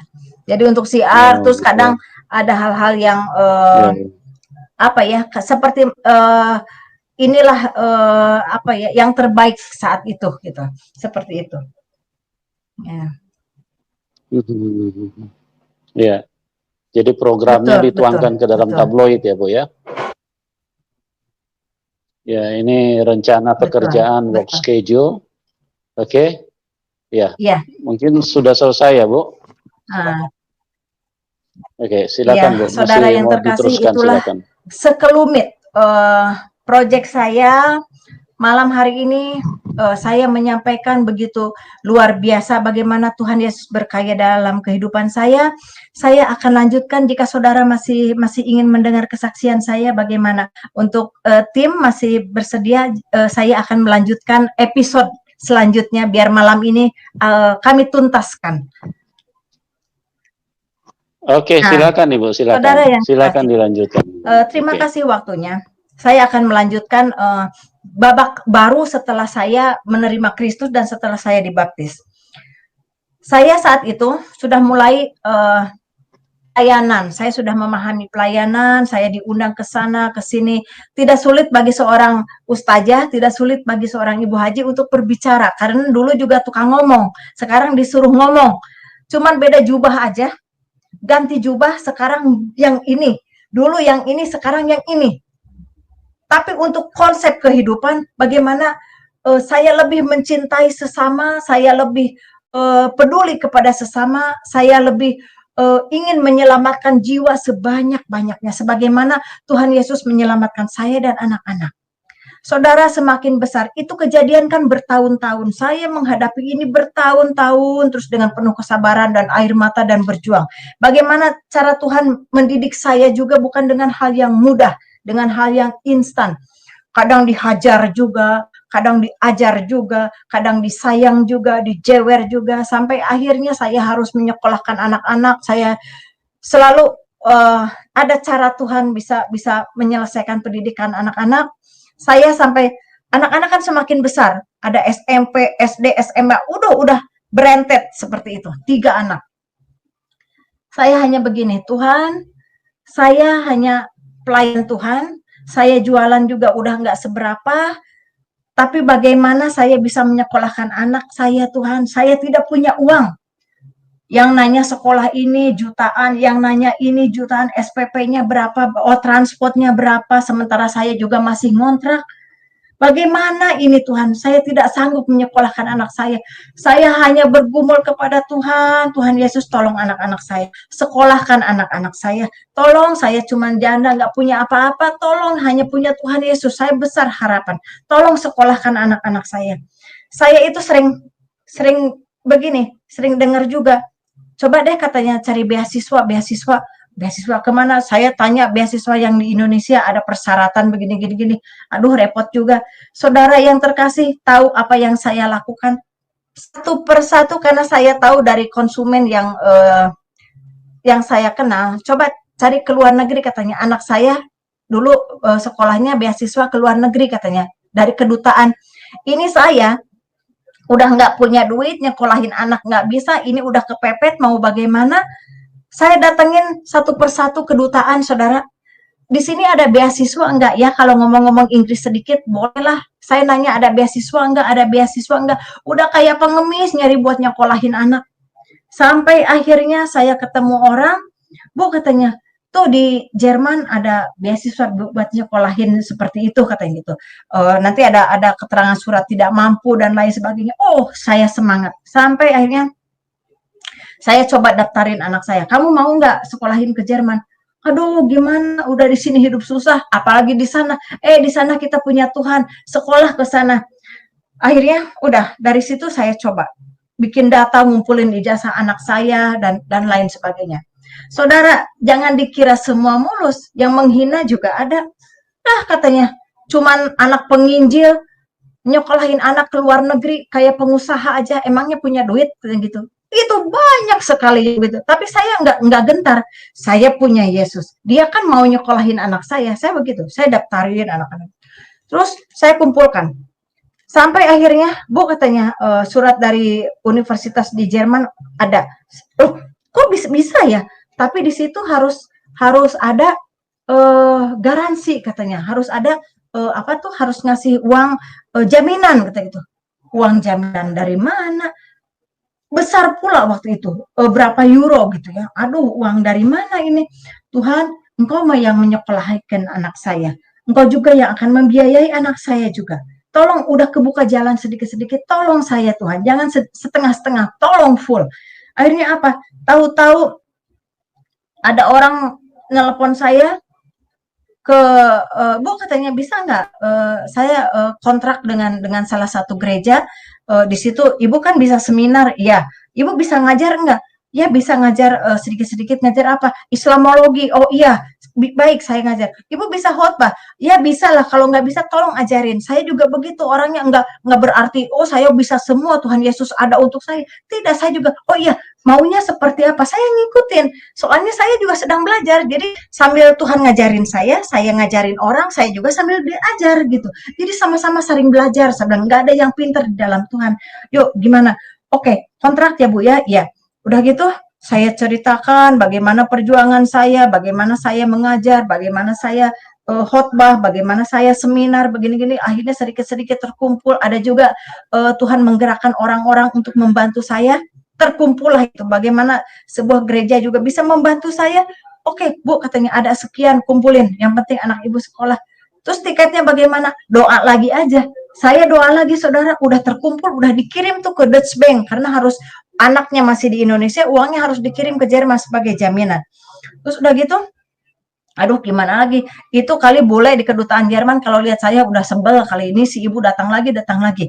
Tapi saya kekeh, saya datang sampai akhirnya, aduh ini udah clear di Jerman.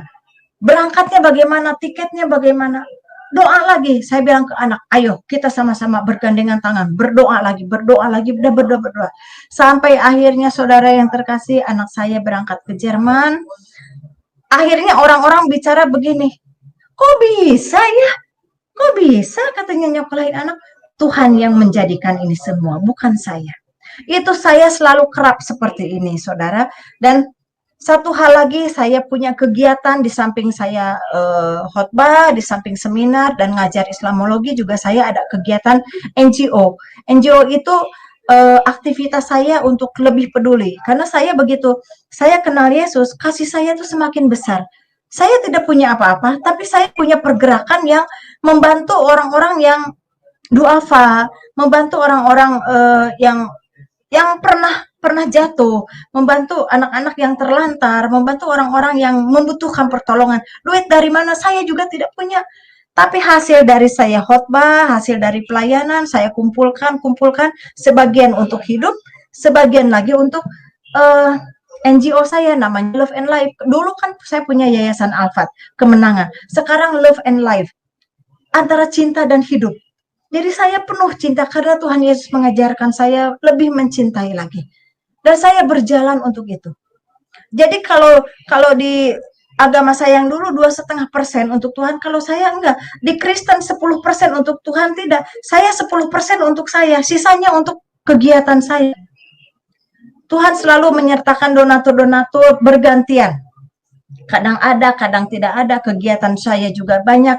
Saya lupa untuk memberikan kepada tim bagaimana kegiatan saya, dan itulah karunia Tuhan kepada saya, bagaimana di samping Tuhan menyelamatkan saya, Tuhan memelihara saya dan anak-anak. Satu lagi, anak saya yang laki, habis sekolah. Saya nggak sanggup lagi, karena setelah yang di Jerman, itu saya nggak ada biaya lagi. Bagaimana nyokolahin anak saya yang SMA itu, yang laki, dari SMP ke SMA. Akhirnya apa? Saya punya kenalan. Oh katanya homeschooling aja. Homeschooling sambil ibu cari beasiswa lagi. Oh begitu, baik. Anak saya daftarkan homeschooling. Terus saya mencari lagi, biasa ke kedutaan, nyari lagi beasiswa. Kali saya bukan yang pakai jaminan, saya udah nggak punya duit, udah nggak mau lagi berbicara tentang uang untuk nyekolahin anak. Akhirnya saya dapat dari kedutaan Rusia tanpa jaminan uang. Yang penting nilai bagus, anak saya juga puji Tuhan, pinter-pinter. Saya gembleng juga luar biasa. Ayo, kamu berjuang. Ini Rusia tidak ada uang jaminan. Kamu harus sekolah ke sana. Anak saya yang laki bengong aja. Waktu itu umur masih 16 tahun, saudara. Saya suruh pergi ke Rusia. Coba, ini ibu gila apa? Tapi saya yakin Tuhan akan menyertai anak saya. Dia punya rencana untuk anak saya. Dan ini kesempatan. Kamu tidak boleh menolak. Kita bergumul, kita doa puasa, kita sama-sama berjuang. Akhirnya dengan caranya Tuhan, tanpa jaminan dia berangkat ke Rusia. Ada juga seseorang pengusaha yang menolong bisa memberangkatkan dia dengan tiketnya, dengan segala bekalnya, pokoknya didandanin lah itu anak, karena saya juga harus, di Rusia tuh dingin, waduh harus beli baju-baju dingin dari mana, akhirnya dilengkapin lah, berangkatlah itu ke Rusia, umur belum sampai genap 17 tahun, berjuang, puji Tuhan, sudah lulus master sekarang, bahkan sudah bekerja di perusahaan Rusia juga. Itu cara Tuhan memelihara anak saya yang kedua. Yang ke-1 di Jerman sudah menikah, sudah punya anak 1. Yang ketiga, Tuhan titipkan yang luar biasa untuk saya. Ini 1 anak memang yang spesial untuk saya. Saya harus hidup dengan dia seumur hidupnya dia. Tapi saya percaya suatu saat Tuhan memberikan keajaiban. Tuhan akan memulihkan anak saya yang ketiga ini. Usianya sekarang 23 tahun. Tapi dengan kondisi seperti umur 4 tahun, kadang berpikir seperti anak-anak, ya saya seperti punya balita aja sampai hari ini. Tapi saya sangat mencintai dia.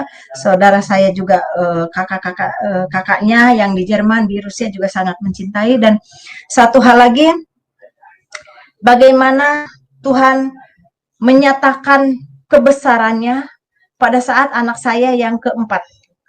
Saudara masih ingat cerita saya di awal, bagaimana anak saya yang keempat tertinggal di keluarga saya pada saat saya tanda tangan di pengadilan syariah, bagaimana dia tertinggal dan ditahan sama keluarga saya. Saya tidak bisa bertemu dengan anak saya itu bertahun-tahun, tidak ada komunikasi, bahkan saya, mohon maaf, salah satu televisi Kristen membantu saya untuk datang ke Garut. Akhirnya terjadi sedikit bagaimana karena anak saya juga diambil paksa sama kakak saya, bahkan sekolahnya dipindahkan supaya tidak berhubungan dengan saya. Bertahun-tahun itu terjadi, seorang ibu yang rindu dengan anaknya hanya berdoa, dan saya bicara kepada kakak-kakaknya, ayo mungkin di Facebook, mungkin di media sosial, atau bagaimana bisa ketemu adik kamu seperti ini. Sampai akhirnya saudara, di luar jangkauan manusia, di luar akal saya dengar kabar anak saya tuh udah dewasa, tumbuh dengan cantik, tapi dia masih muslim karena di keluarga saya, di kakak saya, dan dia udah besar, waktu itu udah 19 tahun ketemu saya, bilang gimana kabarnya, saya bisa ke Garut, karena perlahan dan pasti keluarga saya mulai melunak. Cuman waktu itu marah karena kaget katanya. Tapi ya nggak sampai membunuh, ya karena kaget. Akhirnya mereka tuh minta maaf kepada saya. Nggak apa-apa, saya sudah memaafkan kok. Sebelum keluarga memaafkan, saya sudah memaafkan. Bahkan saudara, saya bisa mengumpulkan uang, saya bisa memberangkatkan ibu saya umroh. Ibu berangkat umroh karena belum pernah berangkat umroh, dan dia hanya bermimpi ingin ke Mekah gitu. Sementara kakak saya yang udah haji, yang udah dari muslim besar-besar yang punya uang pun tidak memberangkatkan. Tapi saya dengan sukacita, mama mau berangkat umroh, ayo berangkat umroh. Tapi habis memberangkatkan umroh kepada ibu saya, saudara, Tuhan membawa saya ke Israel. Ada pengusaha yang mengundang saya bawa ke Israel, ke Mesir, kemana, keliling-keliling. Seperti itulah, seperti apa ya, saya melakukan ini untuk ibu saya, berangkat ke Mekah, malah Tuhan memberikan yang lebih untuk saya. Saya dibawa keliling sampai bingung. Kemarin saya memberangkatkan ibu saya umroh, kok kenapa hari ini saya ada di Israel? Saya bingung, nggak ada uang sedikit pun, karena uangnya habis untuk umroh ibu saya. Tapi bisa sampai bolak-balik seperti itu. Sampai akhirnya anak saya menghubungi, ibu katanya, aku mau menikah. Oh, dengan siapa? Ibu datang ke Garut. Saya datang ke Garut. Ya, saudara mau tahu satu hal yang membuat saya kaget. Ternyata anak saya itu yang keempat itu sudah diadopsi kakak saya. Bahkan akte kelahiran, kartu keluarga, semua atas nama kakak saya. Dan itu bagi manusia mungkin tidak akan terjadi, bisa berbalik seperti itu. Tapi apa yang Tuhan Yesus lakukan untuk saya, yang bertahun-tahun saya menangis, ingin ketemu anak saya, ingin mengaku saya sebagai ibunya, itu waktu itu mau menikah ke KUA. KUA itu menanyakan, ini siapanya? Oh, ini uaknya, karena kami dari Sunda, ini uaknya. Oh, bapaknya mana? Bapaknya udah meninggal. Minta surat kematian, saya punya surat kematian, saya berikan.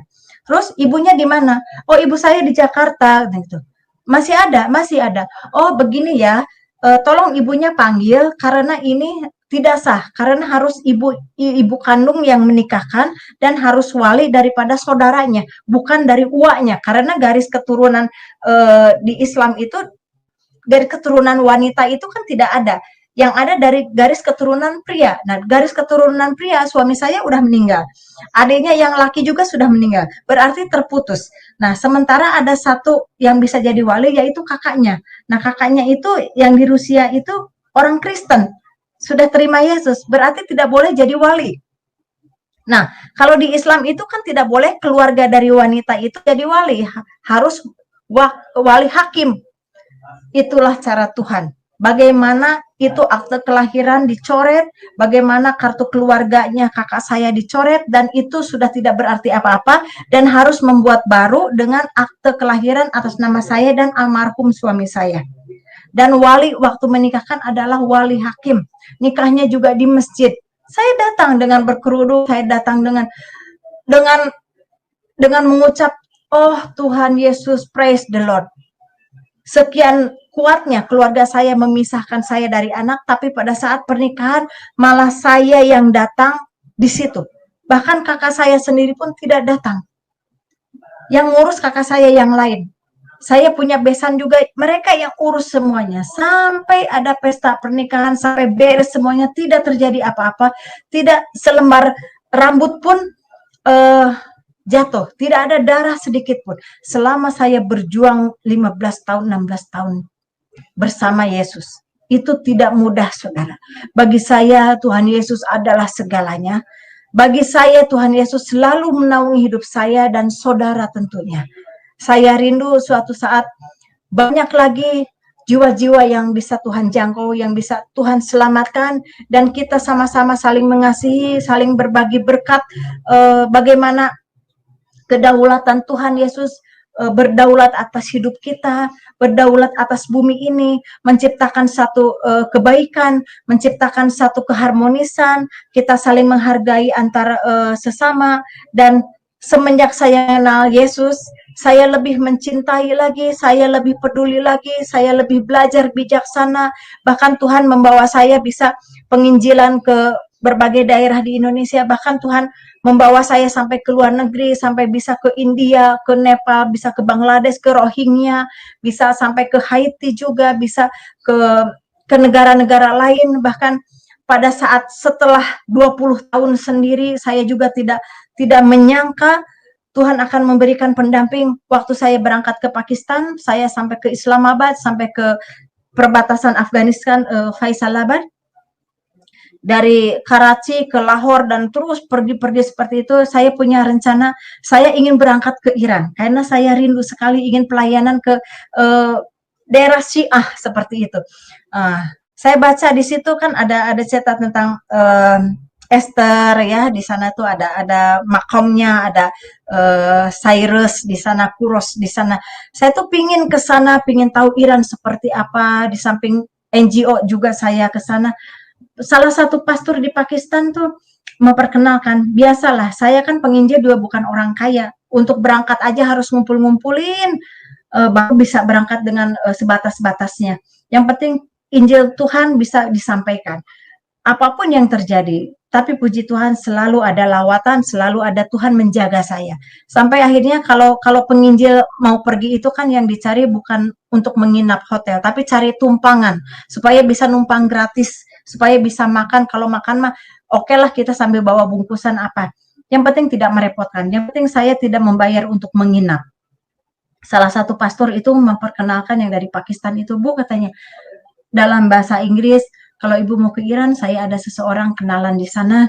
Ibu bisa mendatangi rumahnya, dia di daerah Iran seperti ini. Oke, dia kasih kontaknya. Setelah itu saya kontak, saya permisi, saya shalom, saya kembali ke Indonesia, dan akhirnya saya bisa kontak dengan orang Iran. Tapi itulah setelah 20 tahun saya juga tidak pernah rencana akan Tuhan memberikan pendamping lagi. Saya tidak punya rencana untuk menikah kembali. Yang ada bagaimana saya bisa terus melayani Tuhan selama hidup saya, selama saya bisa. Sampai akhirnya Tuhan memberikan yang luar biasa, pendamping yang luar biasa, yang begitu mencintai Yesus. Dia dari Syiah, dia dari Iran, dan kami sama-sama melayani Tuhan. Sampai hari ini dia datang ke Indonesia juga bukan hal yang mudah. Kami berjuang sama-sama dengan, saya bilang kita berdoa sama-sama dengan kekuatan doa dan dengkul, kita sujud di kaki Tuhan. Apa yang akan Tuhan rencanakan bagi kami berdua, anak-anak kami bisa menyatu, bisa menerima kami, dan kami berjuang dengan sedikit-sedikit dengan apa yang bisa kami lakukan. Meskipun waktu itu kami punya rencana mau pelayanan ke migran, ke refugi ya, tapi ternyata keburu corona. Jadi sebelum dapat pekerjaan, Tuhan sudah izinkan ini terjadi, dan saya berjuang hanya berdoa untuk saling mengenal, dan kami tidak letih untuk ayo kita melayani Tuhan, karena ini satu jiwa juga harus saya bimbing juga. Tuhan memberikan jiwa supaya bisa saling membimbing, saling menguatkan. Tuhan memberikan pendamping untuk saya supaya mensupport satu sama lain, dan saya terima kasih kepada Tuhan. Keluarganya juga di Iran bisa menerima saya, dan saya share link kepada mereka, ternyata di Iran itu nggak bisa hal-hal seperti ini karena karena Iran kan di bawah sanksi ya, sanksi Amerika. Saya bilang nggak apa-apa, Tuhan pasti bisa melawat kita semua, kita bisa menyatukan dalam kasih-Nya. Dan saudara yang terkasih, ini sekelumit hidup saya, kami saling mendoakan. Saya mendoakan untuk pemirsa juga, untuk tim channel YouTube ini yang sudah memberikan waktunya kepada saya. Saya berbicara ini atas nama Tuhan, atas nama Roh Kudus, dan yang saya sampaikan benar adanya. Saya sampaikan hidup saya realita. Saya terima kasih atas waktu yang Tuhan berikan kepada saya dan kepada Bapak Yusuf sebagai ownernya. Semoga channel YouTube ini bisa menjangkau jiwa, bisa saling menguatkan dan saling bergandengan tangan, baik antar agama, antar bangsa, antar sesama, karena kami sangat mencintai semua, sangat mencintai suku dan bangsa, kami NKRI, kami Indonesia, kami sangat mencintai semuanya, semua karena anugerah dari Tuhan. Terima kasih atas waktunya, mungkin saya kembalikan kepada tim, silahkan apa yang harus saya lakukan. Baik, puji Tuhan, Tuhan Yesus sangat dahsyat ya. Begitu luar biasa, ada puluhan ribu orang yang menyaksikan pada malam hari ini, dan mereka sangat diberkati bagaimana Tuhan Yesus telah menjamah dan mengubahkan seorang ibu Nita yang tadinya sudah putus asa dan ingin mengakhiri hidupnya dengan meminum racun serangga, tapi Tuhan Yesus datang dengan kasih yang tidak terbatas, dengan kuasa yang tidak pernah bisa dibatasi. Padahal kalau secara manusia, Ibu Nita adalah seorang yang sangat tidak suka kepada Tuhan Yesus, bahkan seringkali mengajak orang untuk meninggalkan Tuhan Yesus. Tapi itulah Tuhan yang baik. Dia tidak pernah melihat latar belakang kita, dia tidak pernah memandang kekurangan kita, dia tidak pernah memperhitungkan kesalahan kita.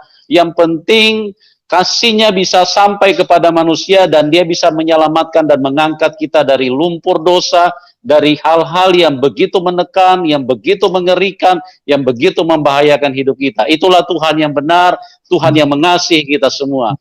Oke, sekali lagi kami berdoa buat semuanya yang sudah bersama-sama dengan kita, yang sudah menyaksikan kasih karunia Tuhan, kebaikan Tuhan, kemurahan Tuhan, turun di dalam kehidupan semua yang menyaksikan acara ini, dan bisa masuk di dalam rencana dan kehendak Tuhan. Dan juga kami menyampaikan terima kasih kepada Ibu Nita yang sudah bermurah hati mau membagikan kesaksiannya yang begitu luar biasa. Ya, dan sekali lagi Ibu di akhir acara ini untuk bisa menyampaikan closing statement bagi kami semua. Silakan Ibu.